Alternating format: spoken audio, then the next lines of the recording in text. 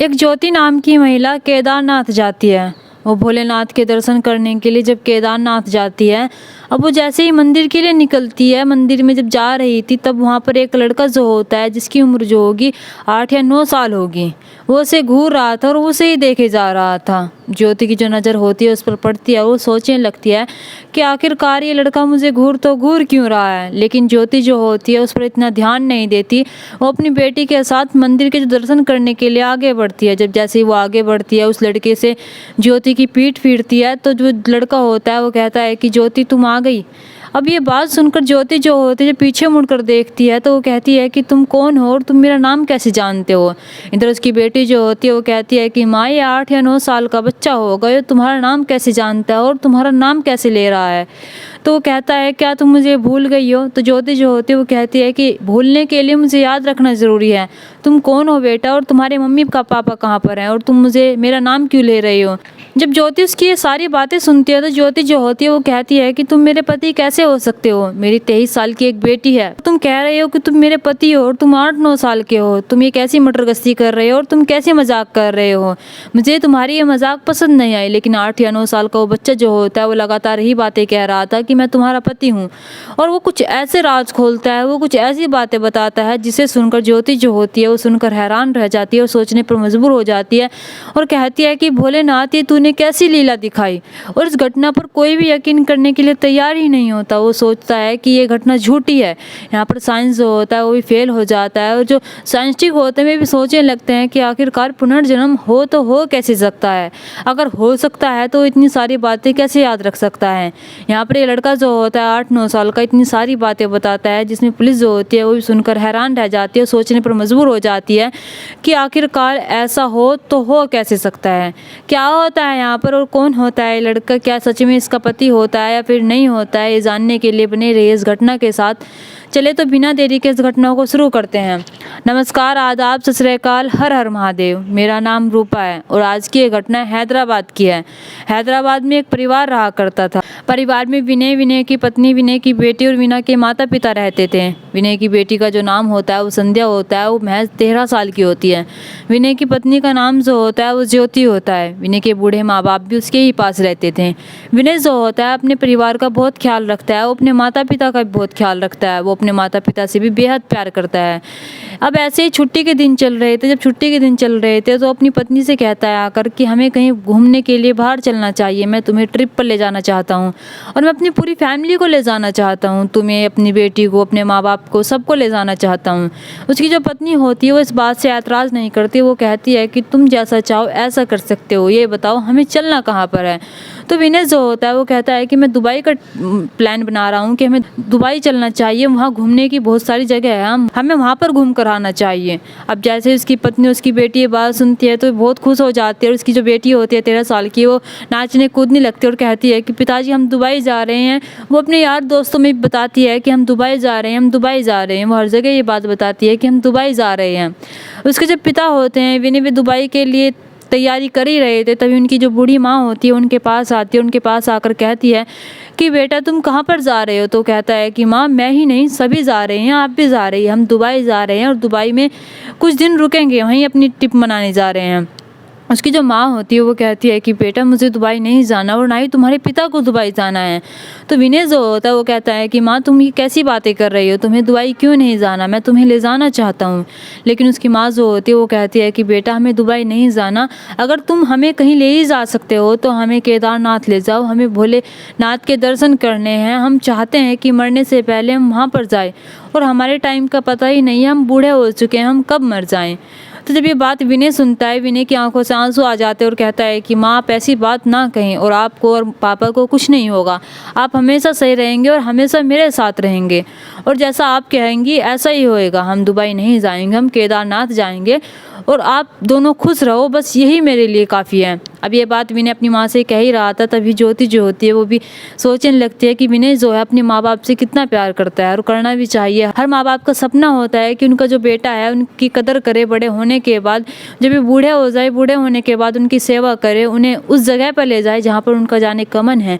विनय जो होता है वो यही करता है, वो अपने माँ बाप और अपनी पत्नी और अपनी बेटी के साथ केदारनाथ जाने की तैयारी करने लगता है। वो केदारनाथ पहुँच भी जाता है। केदारनाथ पहुँचने के बाद वो जो होता है वो एक धर्मशाला में रुकता है। धर्मशाला में रुकने के बाद वे नहाते हैं, धोते हैं और मंदिर के दर्शन करने के लिए चले जाते हैं। जब मंदिर के दर्शन करने के लिए जाते हैं, माँ बाप की भी बहुत मदद करता है चलने में, लेकिन उसके माँ बाप की जो तबीयत होती है वो मंदिर के आने के बाद ख़राब हो जाती है। जब ख़राब हो जाती है तो वो सोचने लगता है कि ये क्या हो गया। उसकी जो माँ के घुटनों में इतना दर्द हो रहा था कि उसकी माँ जो होती है वो कह रही थी कि बेटा मुझे दवाई ला कर दे दो। अब इतनी बात जब विनय सुनता है तो विनय जो होता है अपनी पत्नी को कहता है कि मैं दवाई लेने जा रहा हूँ। जैसे ही वो बाहर निकलता है, बाहर निकलते ही उसे दिखता है कि मौसम जो है आज बहुत ख़राब हो रहा है। जब वो मौसम ख़राब देखता है तो अपनी पत्नी से कहता है कि मुझे ऐसा लग रहा है कि यहाँ पर कुछ होने वाला है, यहाँ पर आज मौसम जो है बहुत ही ख़राब है। वो अपने परिवार को पहले लेता है, लेने के बाद एक ऐसी जगह पर ले जाता है, एक ऐसे होटल पर ले जाता है जो होटल थोड़ी सी ऊंचाई पर होता है। उस होटल पर अपने परिवार को ठहराता है और कहता है अपनी पत्नी से, ना जाने मुझे अंदर ही अंदर ऐसा क्यों लग रहा है कि आज कुछ गलत होने वाला है। कहते हैं ना कि मरने से पहले आदमी जो होता है उसे कुछ पता चल जाता है, उसे कुछ ऐसे सिम्टम मिल जाते हैं जिससे उसे लगे कि उसके साथ कुछ गलत होने वाला है। उसकी पत्नी जो होती है वो कहती है कि ऐसा ना बोले आप, जो भी होगा अच्छा ही होगा, भोले बाबा सब कुछ अच्छा करेंगे। वो जो उसकी पत्नी होती है वो कहती है कि तुम दवाई लेने आराम से जाना, आराम से जल्दी घर आ जाना। उस टाइम पर मौसम जो होता है इतना ख़राब होता है, मानो कि मौसम जो होता है वो चीख चीख कर कह रहा था कि तुम सब यहाँ से चले जाओ, आज कुछ गलत होने वाला है। वहाँ का जो मौसम था वो ऐसे दहाड़ रहा था कि कोई उसकी कल्पना नहीं कर सकता था कि आखिरकार वो मौसम एक ऐसी भी लहर लेकर आएगा जो दुनिया भर में तबाही मचा देगा। अब ऐसा ही होता है, विनय जो होता है वो दवाई लेने के लिए अपनी माँ के स्टोर पर जाता है। जब स्टोर पर जाता है तो पानी का जो बहार होता है वो इतना चल जाता है। ये बात जो होती है 16 जून सन 2013 की होती है और शायद 16 जून सन 2013 को कोई नहीं भूल सकता। इस दिन किसी ने अपना भाई खोया था, तो किसी ने अपनी माँ खोई थी, किसी ने अपना पिता खोया था, तो किसी ने अपना सारा परिवार खोया था। किसी के शव का बरामद किया भी गया था और किसी के शव को मिला ही नहीं था। 16 जून सन 2023 को मुझे नहीं लगता कि कोई व्यक्ति भूल सकता है। उस दिन को कोई नहीं भूल सकता। उस दिन क्या हुआ था, उस दिन इतना सब कुछ हुआ था कि शायद पूरे देश भर में शायद इस बात का आज भी डर बैठा हुआ है केदारनाथ का वो मंजर देखकर। विनय जो होता है जैसे स्टोर पर पहुंचता है तो पानी का बहार जो होता है वो बहुत तेज़ हो जाता है। तेज़ होने के बाद विनय जो होता है पानी के बहार से बह जाता है। स्टोर जो होता है वो भी बह जाता है। स्टोर जो होता है वो थोड़ी सी निचली जगह पर होता है। जब विनय बह जाता है, इधर उसके माता पिता और उसकी बीवी और उसकी बच्ची जो होती है इंतजार कर रही होती है। उसकी पत्नी जो होती है उसको अंदर ही अंदर एक डर सता रहा था। वो सोच रही थी कि मेरे पति के साथ कुछ गलत तो नहीं हो गया। उससे वही बात खा रही थी कि उसका पति उसे ऐसा कहकर गया तो गया क्यों है। मौसम जो था वो ख़राब था, वाकई में बहुत ख़राब था। अब थोड़े ही 2-3 घंटे बाद पता चलता है कि केदारनाथ में अफरा तफरी मच गई है। अब ये बात उसकी पत्नी सुनती है तो उसकी पत्नी जो होती है रात भर अपने पति का इंतज़ार करती है, लेकिन विनय जो होता है वापस लौट कर नहीं आता। उसके माँ बाप जो होते हैं उनका भी रो रो कर बुरा हाल हो जाता है। बेटी जो होती है उसका भी रो रो कर बुरा हाल हो जाता है। ज्योति जो होती है उसका भी रो कर बुरा हाल होता है, लेकिन वो अपने परिवार को संभालती है और कहती है कि विनय कहीं फंस गए होंगे, वे जल्दी ही आ जाएंगे। अब जैसे ही दिन निकलता है, दिन निकलने के बाद विनय जो होता है फिर भी नहीं आता। 3 दिन बीत जाते हैं। 3 दिन बीतने पर भी विनय नहीं आता। केदारनाथ जो होता है पूरा तहस नहस हो चुका था। हर जगह पानी ही पानी हो चुका था। अब इधर सरकार जो थी ऐसा कदम उठाने वाली थी। सरकार जो थी अपनी आर्मी ऑफिसर जाने वाले थे। आर्मी ऑफिसर वहाँ से व्यक्ति जो थे रह रहे थे, बचे हुए थे या फिर जो नहीं बचे हुए थे उन्हें रेस्क्यू कर रही थी। रेस्क्यू करने के बाद वो सुरक्षित करके अपने यहाँ पर लेकर आ रही थी। अब जैसे ही विनय की पत्नी जो होती है उसे पता लगता है कि मेरा पति अभी तक नहीं आया, वहाँ पर आर्मी वाले जो होते हैं पहुँचते हैं, उन्हें रेस्क्यू करने की कोशिश करते हैं। तो ज्योति जो होती है वो कहती है कि मैं नहीं जाऊँगी, मैं बिल्कुल नहीं जाऊँगी, मेरा पति जो है यहीं पर है और मैं अपनी पति के बिना बिल्कुल नहीं जाऊँगी। अगर आप हो सकता है तो आप मेरे माँ बाप और मेरी बेटी को मेरे घर तक छोड़ देना। वो अपने घर का एड्रेस देती है, लेकिन आर्मी वाले जो होते हैं उनका फ़र्ज़ बनता है कि किसी व्यक्ति को वहाँ पर ना छोड़ा जाए, किसी को भी वहाँ पर ना रखा जाए, क्योंकि वहाँ पर माहौल जो होता है 16 जून सन 2023 को बहुत ही बिगड़ जाता है, और इतना बिगड़ जाता है कि आर्मी वाले जो होते हैं वे कहते हैं कि हम आपको नहीं छोड़ सकते, और जब आपका पति मिल जाएगा तो हम तुम्हें इन्फॉर्म कर देंगे और हम तुम्हें बता देंगे कि हाँ तुम्हारा पति मिल गया है।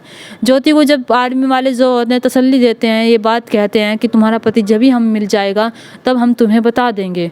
तो ज्योति जो होती है वो तैयार हो जाती है अपने घर जाने के लिए। आर्मी वाले जो होते हैं उन्हें सुरक्षित उनके घर तक छुड़वा देते हैं। छुड़वा देने के बाद कई दिन बीत जाते हैं। कई दिन बीत जाने के बाद जब 1 महीने तक उसके पति का कोई अता पता नहीं पाता तो विनय को मृत घोषित कर दिया जाता है और कहा जाता है कि विनय अब इस दुनिया में नहीं रहा।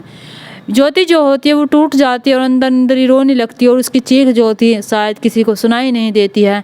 अब वो कर भी तो कर क्या सकती थी, वो उसे अपने परिवार भी संभालना था, उसे अपनी बेटी भी संभालनी थी। अब वो अपने परिवार को संभालने लगती है, वो अपने विनय के जो माता पिता होते हैं उन्हें संभालने लगती है, अपनी 13 साल की बेटी को संभालने लगती है। अब उनका एकलौता सहारा कोई और नहीं ज्योति ही थी। उसके माता पिता का भी कोई और सहारा होता नहीं है, उनका एकलौता सहारा सिर्फ विनय ही होता है। अब ज्योति जो होती है अपने काम हिलने में लग जाती है और उसकी जो सारी जिम्मेदारी होती है घर की उसके कंधों पर आ जाती है। अब वो सोचने लगती है कि मैं विनय के बिना ये सब कैसे करूँगी, और सारा काम जो था विनय ही करता था, अब मुझे विनय के जाने पर ये सब करना होगा। अब वो इस बात को एक्सेप्ट करने के लिए तैयार ही नहीं होती है कि उसका पति जो है मर चुका है। वो सोचती है कि मेरा पति एक दिन वापस लौट कर जरूर आएगा, और एक भी दिन ऐसा नहीं जाता जिस दिन वो अपने पति को याद कर ना रोती हो, अपने पति को याद कर ना मांगती हो भोले से कि भोले बाबा मेरे पति को वापस भेज दो। उसकी जो आस होती है वो साल दर साल बीतते चले जाते हैं, लेकिन उसकी जो आस होती है वो आज भी बरकरार होती है। वो सोचती है कि मेरा पति जो है एक दिन वापस लौट कर जरूर आएगा। अब दिन जो होते हैं ऐसे ही गुजरते रहते हैं। जब गुजरते रहते हैं तो कई साल बीत जाते हैं। साल आता है, सन आता है सन 2023 का। उसकी जो बेटी होती है वो 22-23 साल की हो चुकी थी, वो भी जवान हो चुकी थी। अब वो जैसे ही कॉलेज जाया करती थी तो कॉलेज के जो बच्चे होते हैं वे एक दिन कह रहे होते हैं कि हम तो केदारनाथ जा रहे हैं, हम तो केदारनाथ जाकर घूम कर आएंगे। कॉलेज के जो बच्चे होते हैं, संध्या उनकी दोस्त होती है, तो संध्या से भी कहते हैं क्या तुम हमारे साथ चलोगी। संध्या जो होती है वो पहले तो कुछ कह नहीं पाती, लेकिन अपनी माँ से आकर कहती है कि माँ हमारे जो कॉलेज के बच्चे हैं वे केदारनाथ जा रहे हैं, मैं केदारनाथ जाना चाहती हूँ। उसकी माँ जब केदारनाथ का नाम सुनती है तो उसकी आंखों से आंसू आ जाते हैं, उसका दिल जो होता है सहम जाता है। वो बैठ जाती है और कहती है कि बेटा क्या तुम भूल गई, तुम्हारे जो पिता हैं वहीं पर रह गए थे और वे आज तक वापस लौट कर नहीं आए हैं, और तुम चाहती हो कि हम केदारनाथ चले। मैं नहीं जाना चाहती हूँ। अपनी बेटी को ना कर देती और कहती है कि ना ही मैं तुम्हें जाने दूंगी। तो उसकी बेटी जो होती है वो कहती है कि माँ जो सब होगा वो टाइम पर होता है, अब शायद भगवान को वही मंजूर था, जो हुआ सो हुआ, अब जैसा होना था वो तो हो गया, अब उसके चलते हम अपनी ज़िंदगी तो नहीं रोक सकते हैं ना। उसकी जो बेटी होती है संध्या वो बहुत ही समझदार होती है। वो कहती है कि माँ वक्त वक्त की बात होती है, अच्छाई में भी इंसान जीता है और बुराई में भी इंसान जीता है, या सुख हो उसमें भी इंसान जीता है, दुख हो उसमें भी इंसान जीता ही है। संध्या की सारी बातें सुनने के बाद उसकी माँ जो होती है वो कहती है कि ठीक है, मैं तुम्हें तुम्हारे दोस्तों के साथ तो नहीं जाने दूंगी, हाँ मैं तुम्हें अपने साथ लेकर चलूंगी। संध्या जो होती है अपने दोस्तों से मना कर देती है और कहती है कि मैं तुम्हारे साथ नहीं जाना चाहती, मैं अपनी माँ के साथ जाना चाहती हूँ। उसके जो दोस्त होते हैं भी कहते हैं कि कोई बात नहीं यार, अगर तू अपनी माँ के साथ जाना चाहती है तो तू अपनी माँ के साथ जा सकती है, हम दोस्तों के साथ जाना चाहते हैं तो हम दोस्तों के साथ जाएंगे। अब कॉलेज के जो दोस्त होते हैं वे चले जाते हैं। इधर संध्या की जो माँ होती है वो कुछ दिनों बाद संध्या को लेकर केदारनाथ जाती है। केदारनाथ जाने के बाद अब वो जैसे ही मंदिर की ओर जाती है, मंदिर की ओर जब जाती है तो उसे वहाँ पर 8 या 9 साल का जो एक लड़का होता है वो फूल बेच रहा होता है। ज्योति की नज़र जो होती है उस पर जाती है तो वो लड़का जो होता है वो ज्योति को लगातार घूर रहा होता है। ज्योति को जब ये सोचने लगती है कि आखिरकार ये लड़का मुझे घूर क्यों रहा है। अब जैसे ज्योति की पीठ उसकी तरफ से फिरती है तो वो कहता है कि ज्योति तुम आ गई, मैं तुम्हारा इंतजार कर रहा था। अब ये बात वो जब सुनती है तो वो पीछे मुड़कर देखती है और कहती है कि तुम क्या कह रही हो बेटा, तुम मेरा नाम कैसे जानते हो। तो वो कहता है कि क्या तुम मुझे भूल गई, मैं तुम्हारा पति हूँ। अब इधर उसकी बेटी जो होती है वो कहती है कि माँ ये कैसी बातें कर रहा है और तुम्हारा नाम लेकर बोल रहा है और ऊपर से कह रहा है कि ये तुम्हारा पति है। तो उसकी जो माँ होती है ज्योति वो उससे कहती है कि तुम्हारे माँ बाप कहाँ हैं, तुम्हारे माँ बाप को बुलाओ, मैं उनसे बात करना चाहती हूँ, तुम ऐसी कैसी मजाक कर सकते हो मेरे साथ। तो 8 या 9 साल का लड़का जो होता है वो बताता है कि मेरा नाम विनय है, तुम्हारे पति का भी नाम विनय ही था ना, और तुम्हारा पति जो था आज से कुछ साल पहले 16 जून सन 2023 को यहाँ पर बाढ़ में बह गया था। अब ये सारी बातें जब ज्योति सुनती है तो वो सोचने लगती है कि इस बात का किसी को नहीं पता था, पर इस लड़के को कैसे पता है। लेकिन वो फिर भी यकीन नहीं करती। वो कहती है कि तुम अपने माँ बाप को बुलाओ, मैं उनसे बात करना चाहती हूँ। तो इधर जो 8-9 साल का बच्चा होता है, जो अपने आप को विनय बता रहा होता है, वो कहता है कि मेरे माँ बाप नहीं हैं, मेरी माँ का देहांत आज से 1 साल पहले हो गया और मेरे पिता जो हैं बचपन से ही मेरे पास नहीं है, मैंने उन्हें आज तक नहीं देखा।